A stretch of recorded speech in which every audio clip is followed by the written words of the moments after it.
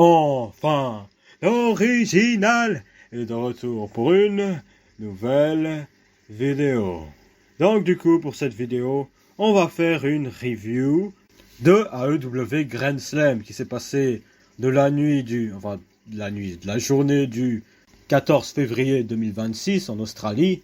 Et du coup, ce pay-per-view, si on peut même appeler ça un pay-per-view, bref, n'importe quelle appellation. Mais en tout cas, ce show, je l'ai trouvé décent. C'était pas horrible. C'était ni bon pour autant. Il y avait des choses qui étaient mauvaises. Il y avait des choses qui étaient bons. Et du coup, ça compense pour donner un show assez décent. Et donc, du coup, c'était un show qui était assez décent à digérer. Est-ce que je le recommanderais? Non. Mais si vous avez du temps à perdre, pourquoi pas. Donc, on passe à la review. Donc du coup, l'opener a commencé avec un match pour le championnat continental de Jon Moxley contre Konosuke Takeshita. Du coup, le match, il arrive parce qu'il y a eu un face-off random à Dynamite et que, en fait, Konosuke Takeshita, pendant le Continental Classic, il a rivé les épaules de Jon Moxley. Donc du coup, ce match, il arrive un peu de manière random, hein, si tu veux mon avis. Et le match, en fait, vu que j'ai l'impression que les bookers ne savent pas se décider de qui mettre en avant, ils ont décidé de terminer le match en un draw. Donc le match que tu as regardé pendant 20 minutes, si c'était même le temps limite, 20 minutes, c'était une perte de temps totale. Parce qu'ils n'ont pas su décider du moindre catcheur à faire gagner. Donc voilà quoi. Ils veulent protéger les deux catcheurs, mais au final, je fais que perdre du temps en fait. Donc il y a Excalibur qui donne l'idée qu'au prochain pay-per-view, du coup Révolution, il y a un match de 60 minutes entre les deux, bref. Oh là là. Qu'est-ce que tu veux que je dise, quoi? En fait, ce qui me désintéresse totalement des moindres matchs qu'il peut avoir entre Moxley et Takeshita, en fait, c'est le fait que qui est le heel, qui est le face, en fait. En qui je suis censé être investi, en fait. Parce que dans le match, quand ils se battaient, en fait, il y avait des chants Let's go Moxley, let's go Takeshita, ou je sais plus quoi. En tout cas, le public était en train de acclamer les deux catcheurs. Et je suis à me demander, en fait, qui est censé être le méchant, qui est censé être le gentil, en fait. Sur qui je dois m'investir et sur qui je dois être contre, en fait. Parce que juste avoir des matchs de catch de 5 étoiles, en fait, ce n'est pas assez pour véhiculer des émotions, tout simplement. Parce que là, il faut clairement avoir une nuance claire sur qui est le méchant, qui est le gentil. Parce que si t'as juste deux gars lambda, en fait, parce que c'est clairement le cas, qui vont dans le ring puis après qui catch, mais c'est directement juste un sport, en fait. Un sport qui est faux. Donc, c'est pas pour ça que je suis intéressé du catch, en fait. Mais bref, ça c'est l'AEW. Ça, c'est des problèmes qui vont rester, quoi. C'est une philosophie qui peut tout simplement juste pas marcher dans un programme TV, en fait. De juste avoir des catcheurs qui viennent dans le ring, puis après qui catchent. Et genre, les seules storylines qu'il y a, en fait, c'est un catcheur qui veut un titre. Et du coup, ces catcheurs, quand ils gagnent un titre, ils vont juste dans le ring, puis après, ils défendent le titre. Et j'aurais pas vraiment de storyline, en fait. Ils sont juste là. Puis après, catcheur B le demande un match de championnat, et puis ils s'affrontent. Mais bref, je ne suis pas le booker. Et du coup, en fait, par la suite, il y a un segment... Enfin, pas un segment, un vidéo package que j'ai trouvé absolument cringe. Où en gros, c'était après le match qu'il y avait eu entre Tekla et Chris Statlander.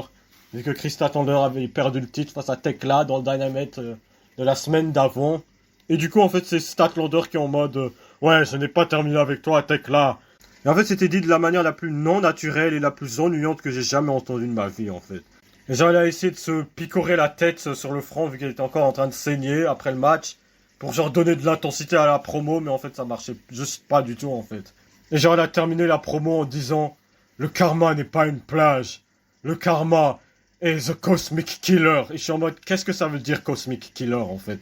Genre littéralement genre si tu demandes à Chris Statlander qu'est-ce que ça veut dire cosmic killer, genre elle pourrait pas répondre hein, parce que c'est juste un nom donné sans aucune logique en fait. C'est comme Seth Rollins qui s'appelle oh I'm the visionary. Tu visionnes quoi en fait genre vraiment les noms donné aux catcheurs maintenant dans les temps modernes, ça n'a aucune signifiance en fait. C'est juste des noms qui sont donnés parce que oh ça sonne cool en fait. Alors que ça a juste aucun sens logiquement. Avec la manière dont ces catcheurs se porteraient dans le ring. Parce que littéralement c'est juste des catcheurs qui vont dans le ring puis après ils catchent. Pas de personnalité. Donc voilà quoi. Tekla aussi elle avait fait une promo. Je peux dire que Tekla elle essaye d'avoir une personnalité. Elle essaye de rentrer dans ce personnage de toxique. Bon je sais même pas ce que ça veut dire en fait. Mais bref, on peut dire qu'elle essaye. Bon, c'est pas ouf, mais on peut dire quand même qu'elle essaye. Donc voilà. Je pense que c'était le meilleur choix de mettre le titre sur Tekla en tant que championne AEW féminine. Parce que Chris Statlander, en fait, littéralement, il n'y a rien d'intéressant sur elle, en fait. Ça peut être une bonne main que tu peux utiliser pour mettre en tant que challengeuse pour le championnat féminin en pay-per-view si t'as genre une vague de catcheuses blessées. Mais en tant que championne, c'est juste pas intéressant, en fait. Et c'est clairement ce que ce règne en tant que championne a montré, en fait. Il y a littéralement rien dont je me souviens du règne de Chris Statlander en tant que championne. Donc c'était un règne assez anecdotique, pour être honnête. Mais bref, c'est pas le sujet. Et du coup, le match qui suit, en fait, c'est The Babe of War. Du coup, Harley Cameron et Willow Nightingale, qui est une équipe... Bon, je vais le dire là maintenant, une équipe qui m'ennuie là maintenant, en fait. Parce que ce qu'ils font avec Harley Cameron, c'est qu'ils l'utilisent juste pour catcher. J'ai en mode, attends, mais c'est pas juste une catcheuse, en fait. Elle peut être divertissante au micro, peut faire des trucs intéressants, comme ça, des segments cool. Mais là, ce qu'ils font, c'est juste... la mettre dans le ring puis juste catcher, en fait. J'en ai rien à faire de ce qu'elle fait juste dans le ring, en fait. Elle est ok in ring, mais clairement, il y a d'autres qualités qu'elle a, comme être bonne au micro et divertir les gens, quoi. Donc pourquoi ne pas l'utiliser dans ses qualités, en fait? Et en plus, d'ailleurs, cette équipe qu'elle a avec Willow Nightingale, c'est bon, c'est redondant, c'est déjà chiant, en fait. Je ne comprends pas pourquoi elle est en équipe avec Willow Nightingale, en fait. Parce qu'elles ont à peu près une personnalité similaire et j'ai l'impression qu'elles n'ont aucune chemistry en tant qu'équipe. Pas dans le sens où c'est mauvais dans le ring, mais dans le sens où, genre, les deux combinés, ça ne colle juste pas, en fait. C'est la même chose pour l'équipe composée de Brody King et Bandido, en fait. Eux deux en équipe, en fait, ça colle pas. Ça colle juste pas, quoi. Genre, clairement, le truc qui aurait été le plus intéressant avec Harley Cameron, c'est de la mettre en équipe avec Mercedes Moné. Parce que c'est deux personnalités qui sont totalement opposées. Et ça peut vraiment donner des segments vraiment intéressants. Mais là, ils la mettent avec Willow Nightingale, qui a littéralement la même personnalité qu'Harley Cameron. Sauf qu'elle est beaucoup moins divertissante, beaucoup moins intéressante, mais bref. D'ailleurs, j'avais fait une vidéo pour parler des storylines de l'amitié et des fondements qui font que chaque équipe qui sont mis dans des storylines de l'amitié flop, et du fait que les deux personnes qui sont dans ces équipes ont des personnalités beaucoup trop similaires, et donc du coup, il n'y a rien qui rend intéressant l'un ou l'autre. C'est par exemple ce que tu peux retrouver dans l'équipe de Charlotte Flair et Alexa Bliss, ou de Rhea Ripley et Io Sky, en fait. Mais bref, The Babe of Rat conserve les titres contre Mega Bad, qui est l'équipe composée de Megan Bayne, que je trouve qui est extrêmement sous-utilisée à l'AEW. Ça devrait être une star, hein. Je comprends pas pourquoi l'AEW perd leur temps. Et Penelope Ford, qui elle aussi est extrêmement sous-utilisée par l'AEW. Bref, le match il était décent. Et ce qui se passe à la fin, en fait, c'est que genre, il y a Harley Cameron et Willow Nightingale qui sont en train de célébrer. Et genre, il y a une meuf random comme ça qui attaque Harley Cameron. Et genre, Willow Nightingale, en fait, genre, c'était archi stupide, en fait. Genre, Willow Nightingale, elle se retourne. Puis après, elle voit la meuf random, elle est en mode, qu'est-ce qui se passe? Qu'est-ce qui arrive? Qu'est-ce qui se passe? Puis après, elle se re-retourne. Et il y a Megan Bayne qui l'a fait un spear. Bref, c'était littéralement archi stupide. J'étais en mode, pourquoi elle n'a pas attaqué la meuf random, en fait, qui a attaqué Harley Cameron? Bref, cette meuf random, de ce que j'ai compris, en fait, elle s'appelle Lena Cross ou un truc comme ça, je sais plus. Lena Cross? Ouais, Lena Cross, ouais. Et du coup, cette Lena Cross, en fait, elle rejoint, j'imagine, l'équipe de Megan Bayne et Penelope Ford. Et c'est une nouvelle équipe, faction, je ne sais pas ce qu'ils vont en faire de ce trabuche, mais quoi. Puis après, le match qui suit, c'est Adam Page contre Andrade El Idolo, qui était probablement le meilleur match de la soirée, vu que j'étais en mode n'importe qui peut gagner en vrai entre l'un ou l'autre, quoi. Vu qu'Andrade, il a reçu un push assez gros depuis qu'il est revenu à l'AEW. Il a battu genre Kenny Omega et Swerve Strickland en un contre un en leur rivant les épaules, donc voilà quoi. Et du coup, il affronte Adam Page qui est un tiers des champions trio et dont personne n'en a réellement à foutre, quoi. Donc le match, comme je l'ai dit, il était très bon. Il y a eu de la bonne action dans le ring. Il y a un moment où genre Andrade va à l'extérieur du ring et genre il y a une meuf en fait qui demande à Andrade de faire un selfie. Et genre cette meuf commence à embrasser Andrade sur la joue en faisant le selfie. Et je réalise en fait que l'AEW essaye de donner cette pseudo-gimmick de Latino Hit à Andrade en fait, comme un Eddie Guerrero. Bien sûr sans le charisme d'Eddie Guerrero, hein. Mais bon, Andrade il y a quand même de bons éléments que tu peux dire à propos de lui. Il est en bonne shape, il a un bon look. Il y a quand même un certain charisme naturel que tu peux le voir dégager. Mais le bémol avec Andrade, c'est qu'il ne sait pas parler fluemment anglais. Donc c'est clairement un gros bémol, hein, si tu veux le mettre en avant dans le main event, hein. Et je trouve quand même d'ailleurs inacceptable, hein, quand même, qu'Andrade ne sache toujours pas parler anglais, malgré le fait qu'il est, genre, aux États-Unis depuis, je pense, une décennie à ce point-là, hein. Il a signé à NXT en 2016. Donc ouais, ça fait déjà plus d'une décennie qu'il est aux États-Unis, quoi. Genre, limite, Adam Page, il sait parler espagnol. Donc le fait que Andrade ne sache pas parler anglais, c'est inacceptable. Okada, pour toute la merde que je dis à propos de lui, il sait mieux parler anglais que Andrade. Alors que le type, genre sa langue, en fait, c'est totalement des différentes alphabets, en fait. Donc c'est beaucoup plus dur pour un japonais de parler anglais que un mexicain de parler anglais. Donc là, il y a clairement un manque d'effort du côté de Andrade. Mais bref, Adam Page, du coup, gagne le match. Et il va affronter le gagnant du match entre MJF et Brody King à Révolution 2026. Puis après, le match qui suit, c'est un match mixte entre Orange Cassidy, qui fait équipe avec Tony Storm, contre Wheeler Yuta, qui fait équipe avec Marina Shafir des Death Riders.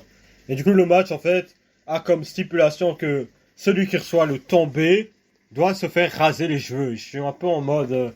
pourquoi la stipulation n'est pas que les perdants se font raser les cheveux, quoi? Parce que bon, l'idée est que, bon, voilà, ils veulent pas que les deux personnes se font raser les cheveux, donc du coup, ils font une stipulation un peu bizarre comme ça, où genre, il y a qu'une personne qui va se faire raser les cheveux, et c'est la personne qui va se faire river les épaules. Donc moi, je suis en mode, autant ne pas faire une stipulation pareille s'il veut faire un truc comme ça, quoi. Ou juste raser les cheveux de Wheeler Yuta, bref. Mais ouais, c'est la stipulation, qu'est-ce que tu veux que je dise? Et du coup, en fait, le match, il est décent. Genre, de base, je suis pas fan des intergender matchs, hein. Dans le sens où certains matchs peuvent être totalement absurdes, comme le Tessa Blanchard contre Brian Cage, qui a eu quelques années de cela, à la Impact. Mais là, je peux faire une exception parce que, bon, t'as dans le ring Wheeler Yuta et Orange Cassidy qui font genre chacun 60-70 kilos, bref. Donc c'est un peu plus crédible. Genre, si t'avais mis genre, je sais pas, Lance Archer dans ce match, je serais en mode non, c'est juste absurde en fait. Donc bref, le match, il était un peu comédique. Et en fait, c'est littéralement ce que le Date Rider devient en fait. Une comédie. Genre, les Date Riders, c'est plus ce groupe sérieux qu'ils étaient il y a genre un an de cela, où ils étaient en train d'essayer de étrangler Daniel Bryan avec un sac en plastique, là. Là, maintenant, ils sont en train de faire des matchs comédie et perdre face à Tony Storm et Orange Cassidy, quoi. Eh ben. Et donc, du coup, en fait, ce qui se passe, c'est que, du coup, Wheeler Yuta, il y avait un moment où, genre, Wheeler Yuta, il avait fait un pile driver à Tony Storm, à l'extérieur du ring, comme ça. Et genre, en fait, ça a mené à ce que Tony Storm fasse un comeback plus tard dans le match.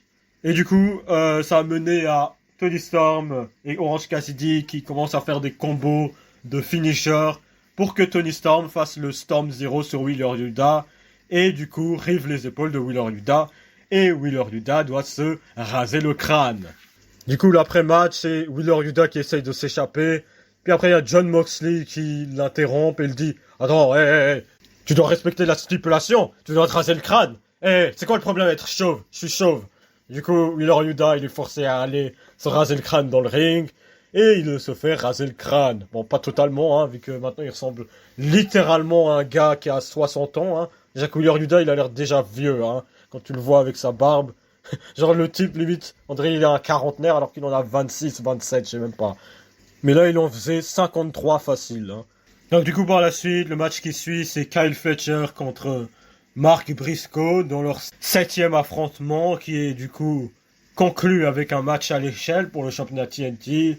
C'était un match où il y a eu bump après bump. Je suis pas fan des matchs à l'échelle de la AEW, ni même tout court de la WWE en général. Parce que là, vraiment, tu perds toute l'idée de chaos où genre n'importe quoi peut se passer. Et là, tout est chorégraphié pour avoir juste spot après spot après spot en fait. Et genre, c'est à peu près la formule du match. Il y a un spot qui est utilisé pour transition à avoir un catcheur qui monte sur l'échelle. Puis après, l'autre catcheur, il revient. Puis après, il réutilise ça pour faire une transition en faisant un autre spot. Donc voilà, quoi. Tu comprends que la formule est assez répétitive. Hein. Dans chaque match à l'échelle, c'est à peu près à chaque fois la même chose. Et genre, en fait, t'as eu des bumps de malade, quoi. Qui n'ont pas été utilisés pour terminer le match. Genre, t'as Kyle Fletcher qui fait genre une brainbuster du haut de l'échelle. T'as Kyle Fletcher qui fait... il a fait quoi d'autre? Il a fait une powerbomb last ride sur une échelle. Puis après, t'as Mark Briscoe qui fait son truc, son jet driller directement sur l'échelle depuis la 3e corde. Il fait aussi son driving elbow sur Kyle Fletcher. Bref, tout ça n'a pas servi à conclure le match, en fait. Et je vais même dire que ce qu'il a fallu pour conclure le match était assez anticlimatique, parce que c'est juste Kyle Fletcher qui pousse l'échelle sur laquelle Mark Briscoe essayait de grimper pour essayer d'empêcher Kyle Fletcher de prendre le titre. Genre, Kyle Fletcher le pousse avec le pied, et genre, la manière dont l'échelle tombait, en fait, j'ai cru que Mark Briscoe, il allait directement tomber à l'extérieur du ring. C'est pour ça que t'avais le public d'un coup, d'un seul, il commençait à se lever en mode, un petit peu, c'est ce qui va se passer, en fait. Mais Mark Briscoe, il tombe du coup sur la troisième corde, et du coup, Kyle Fletcher, il prend juste le titre TNT et conserve le titre, quoi. C'était un peu anticlimatique, hein. Étant donné toutes les prises de malade qui étaient faites sur les deux avec les échelles. Donc voilà quoi. Puis après il y a le main event. MJF qui défend le championnat du monde de l'AEW face à Brody King. Et du coup ce qui s'est passé en fait entre MJF et Brody King, c'est que il y a eu un match éliminatoire entre les deux. Et dans ce match éliminatoire, MJF il s'est fait squash en genre 5 secondes par Brody King. Je pense qu'il y avait Adam Page qui avait distrait, genre un truc comme ça, bref. Mais MJF s'est quand même fait squash en 5 secondes, comme si c'était littéralement un jobber. Genre quand j'ai vu ça, ça m'a donné l'impression de revoir, dans un Raw aléatoire, Lord Tensai battre John Cena clean à Raw. Genre c'est littéralement l'impression que j'avais eue. Et genre même Lord Tensai n'avait pas squash John Cena en 5 secondes là. Genre MJF c'est censé être le champion du monde, le gars imprenable, imbattable, qui arrive toujours à trouver des moyens pour conserver son titre, mais là il se fait squash par Brody King. Et si le championnat du monde était en jeu? Bref. Mais là du coup le championnat du monde était en jeu, et là c'est un match compétitif 50-50 où il y a des parties où MJF domine Brody King. Ce qui fait un peu aucun sens en fait. Parce qu'il y a quelques semaines de cela il s'est fait squash clean. Genre la manière la plus logique à avoir... fait ce match, c'est déjà de ne pas avoir fait de ce match un match de 20 minutes. Et secondo, c'est de montrer d'une manière assez crédible que MJF a trouvé un moyen de s'égaliser face à Brody King.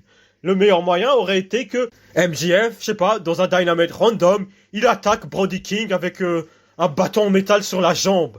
Et comme ça, dans le match, il peut utiliser ça pour prendre l'avantage sur Brody King. Mais là, ce qui se passe en fait, c'est juste que MJF commence à s'attaquer à la jambe de Brody King durant le match. Mais bref, MJF il domine, limite il commence à narguer Brody King, ce qui fait un peu aucun sens, étant donné de ce qui s'est passé il y a quelques semaines, encore une fois. Et du coup, MJF il arrive à battre littéralement clean Brody King, en faisant un power slam dans la partie métallique du ring, puis en enchaînant avec son thrill seeker, là, son pile driver avec l'aide des cordes, et il bat clean Brody King. Il y avait aussi un moment où Bandido, il était venu pour essayer d'aider Brody King. Genre comme si c'était l'underdog, en fait. Tous les rôles sont totalement inversés, en fait. Je pensais que MJF était celui qui s'était fait tabasser en quelques secondes. Donc c'est logiquement celui qui est positionné dans le rôle d'underdog, malgré le fait que ce soit un heel. Parce que Brody King, il reste quand même supérieur physiquement à MJF. Bon, dans le sens où genre Brody King est beaucoup plus imposant qu'MJF. Mais bon, Brody King, ça reste toujours un sac à patates tatoué de la tête aux pieds, alors que MJF est en excellente shape. Mais bref, dans la manière dont ils ont fait les choses et la tournure que ça a pris, fallait tout court même pas avoir Brody King squash MJF en quelques secondes à Dynamite. Surtout si c'était pour perdre clean dans un match compétitif face à MJF à Grand Slam, quoi. Donc Brody King ne devrait jamais tenir le championnat du monde de l'AEW, quoi. Mais par contre, il peut être un décent mid-carder, genre comme un A-Train, voilà, comme un Lord Tensai, quoi. Bon, Lord Tensai, il est quand même mieux que Brody King, hein, faut quand même le dire. Et du coup, à la fin du match, il y a Adam Page qui vient dans littéralement une réaction morte du public, hein. Je sais pas, j'ai l'impression que toute leur énergie a été aspirée par le match à l'échelle de Kyle Fletcher et Mark Briscoe. Donc du coup, il y a une confrontation entre MJF et Adam Page. Adam Page fait semblant de donner un coup de poing à MJF et MJF il tombe. Ok, voilà quoi. Et du coup, c'est tout ce qu'il y a à dire pour ce show. Ce show était ok tiers. Et je le donne la note de 6 sur 10.